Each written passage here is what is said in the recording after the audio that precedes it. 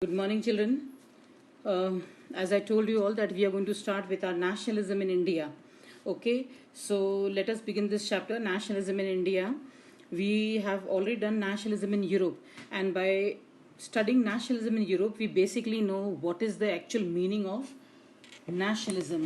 Nationalism basically means Nationalism basically means that when we are ready to fight for our country, we are ready to sacrifice our life for the country, we are ready to die for the country. That is the spirit which is called as nationalism, which was virtually absent from our country, but it was very much present in the European country, and that is why we became a victim of nationalism. Okay, in India, nationalism started because we all were we all were oppressed. When we all were suffering, when we all were oppressed, when we all were discriminated and exploited by the Britishers, it was at that time that this spirit of nationalism developed in our country.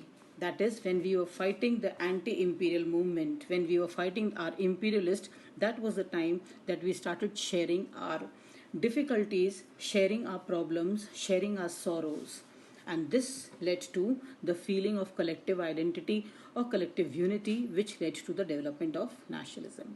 Okay.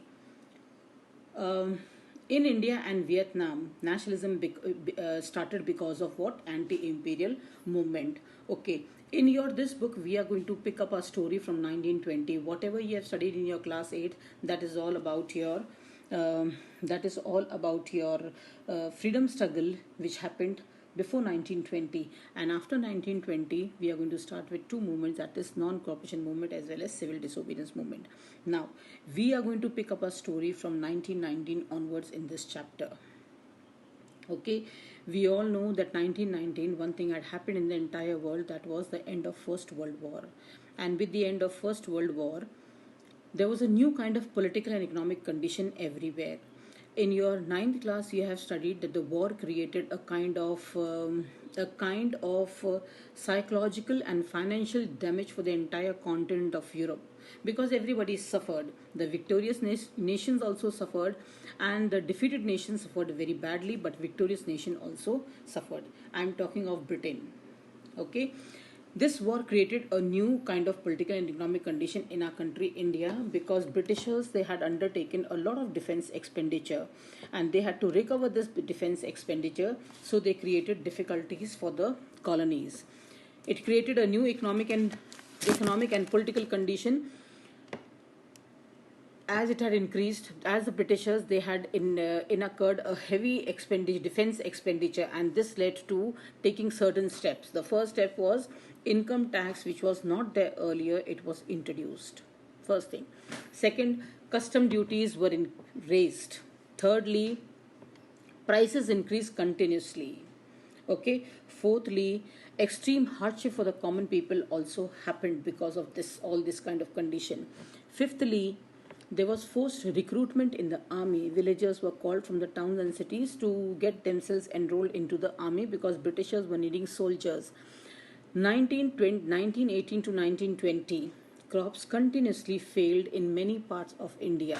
This resulted in shortage of food, which was accompanied by influenza epidemic.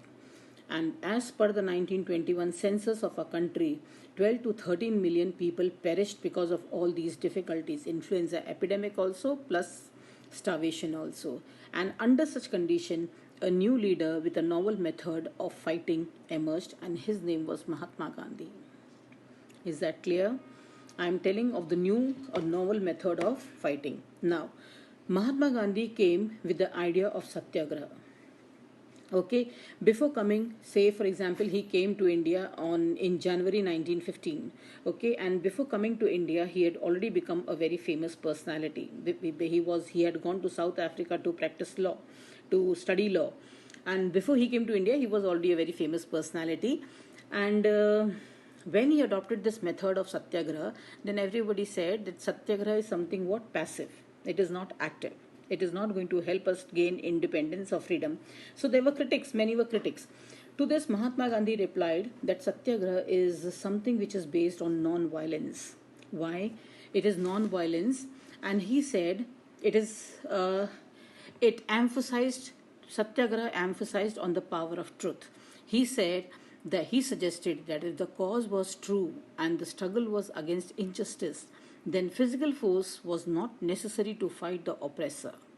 Without vengeance or aggression, a satyagrahi could win the battle through non-violence by appealing to the conscience of the oppressor, who will be persuaded to see the truth. Okay, and truth is ultimately going to triumph or become victorious.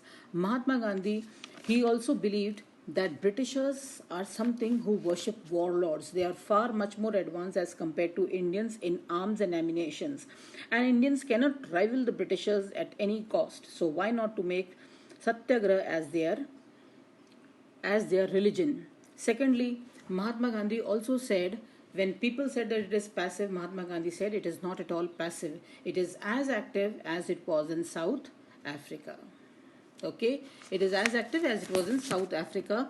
You people must have seen that story, that movie, what to say, Lage Raho Munna Bhai. In that it has been shown that they keep on sending the flowers to the Sardarji, okay, until he is ready to see the truth and give up.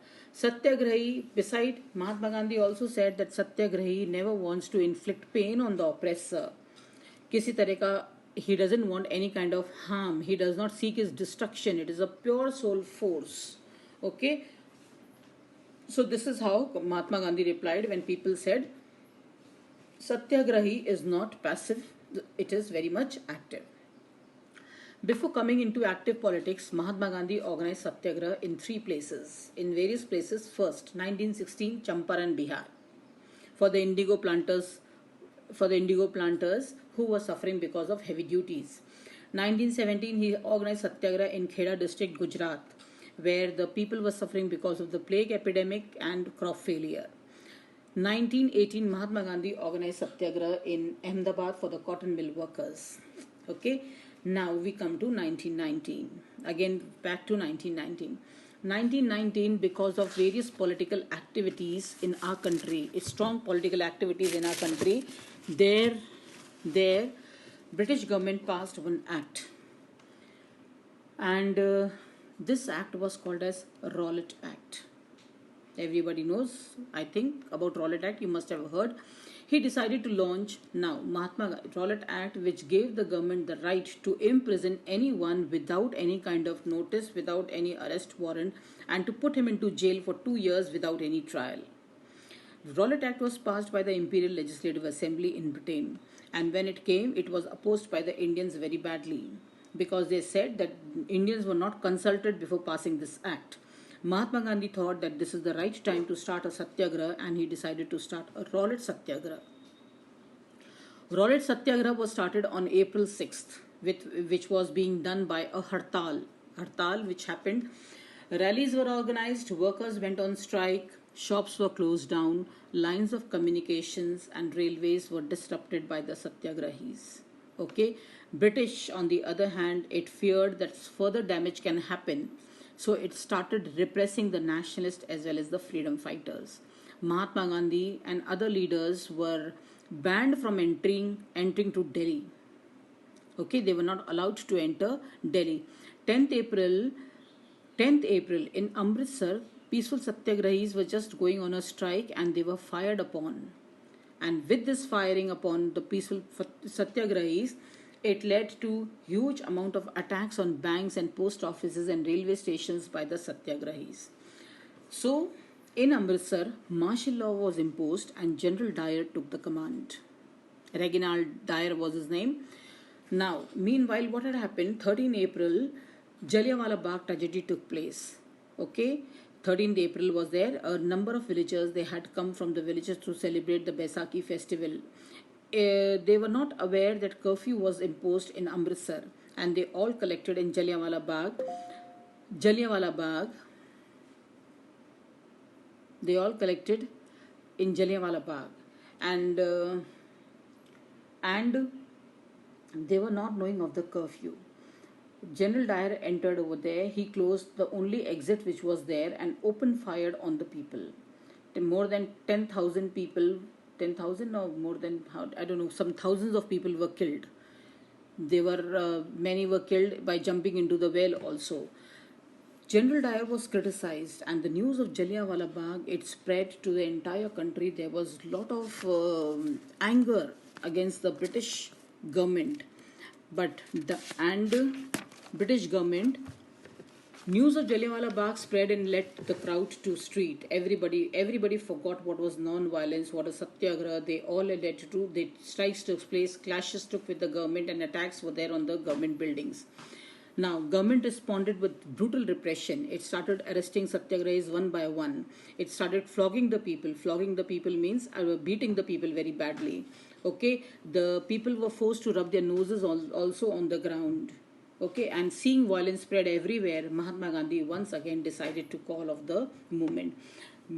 General Dyer was criticized everywhere, and he said that he wanted to create a kind of moral effect. He wanted to create an awe and terror among the Indians. Okay, that is why he undertook this movement. Anyway, Rowlatt Satyagraha, no doubt, it was very much what we say. It was very much.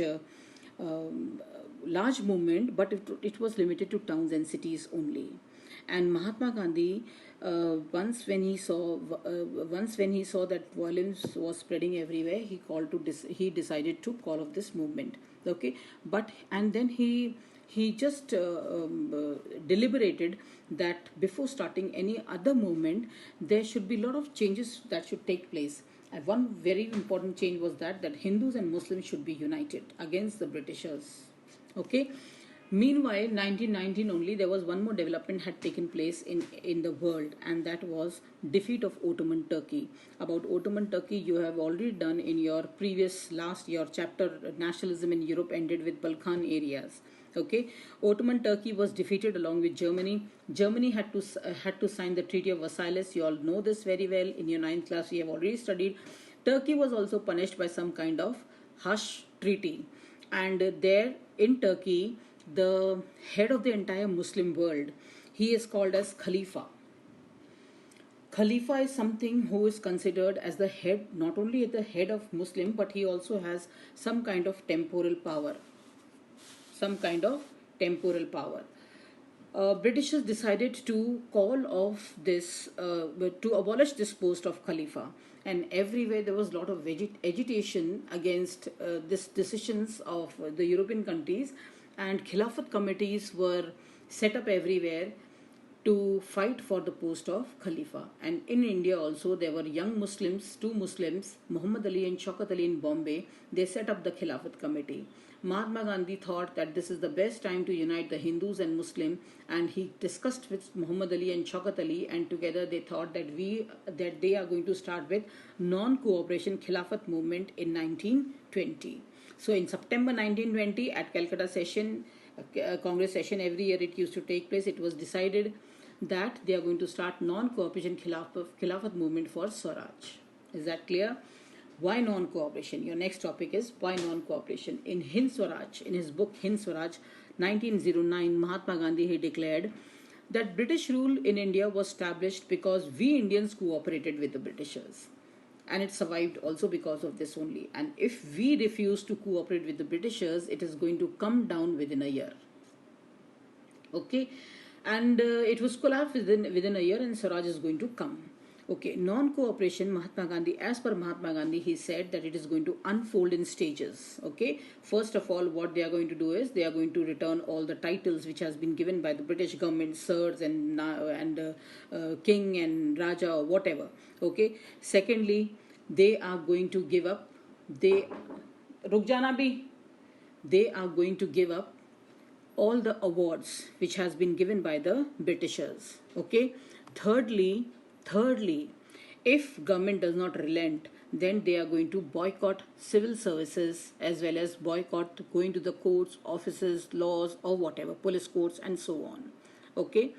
Fourthly, even if the government does not give up, then they are going to launch a new nationwide civil disobedience movement, that is disobeying rules and regulations. Mahatma Gandhi, Shaukat Ali continuously mobilized people and to gain more and more popular support.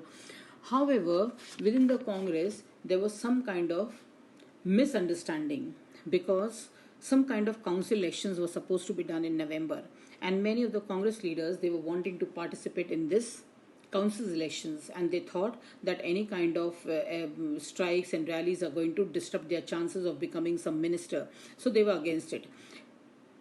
In the entire month of November, this kind of tussle kept on taking place.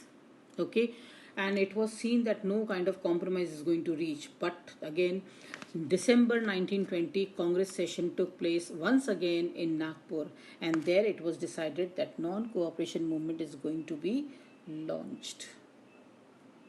Okay, this completes, children, your first part. Somehow the recording did not take place, so I had to re-record it, and so I'm sending you all. Is that clear, children? Okay.